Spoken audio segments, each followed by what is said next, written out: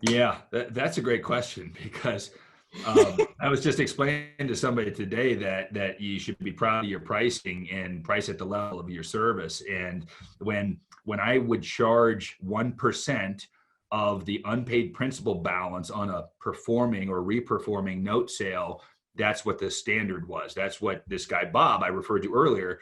He said that's how it is. That's what you get paid. And it was 1% of proceeds on a non-performing sale. So it's different between performing and non-performing. One's off of proceeds or the actual check write, and then one's off of the balance of the loan. And I will tell you that charged that for a long time, and then I realized that, listen, I'm putting in all of this effort in creating all of this value. I'm not just like the next guy, and I hopefully kind of explained that when I was talking about how I teed up the deal. And so it really just kind of depended on the deal. Sometimes, I mean, I've made no money on some deals. I just said, look, there's been a reprice here, and went into this thinking I was going to make this, but the deal doesn't really support it. The buyer's priced up as much as he can, the seller's down as low as they can.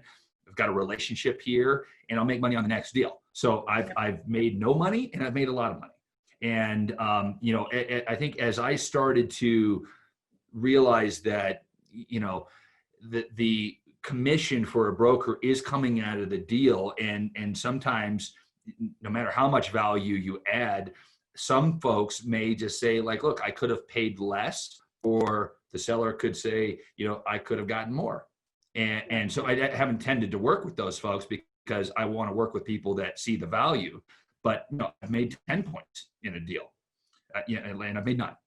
So, but then as I realized, like, look, I don't want anybody counting my money or negotiating for me. It's like, I told somebody today, even just earlier today, I said, listen, if you can negotiate my deal, why would you want me negotiating for you? That doesn't make any logic. You're better than me. Why would I let you negotiate my deal? Yeah. So that's, but anyway, I started to buy because then when and I don't retrade loans that much anymore. I did for a while, and I thought, okay, well, if I could retrade it at 12 times or 12 months of interest, then that's a good spread, and I'll just retrade it. So I would put it on my balance sheet, I'd buy the loan, and then I would sell it or flip it, essentially, just retrade it. And plenty of people do that, institutions and individuals, and it's a nice model. They recycle capital and whatnot. For me, I've just changed that model, and I've just been buying and holding loans. And I like that concept. But in that case, the reason I just bring that up is nobody's going to ask how much you bought the loan, and if you're making too much on reselling it. So it's a little different situation than brokering, but that is the industry norm. And I would just say, if you're not the norm, you shouldn't price at the norm.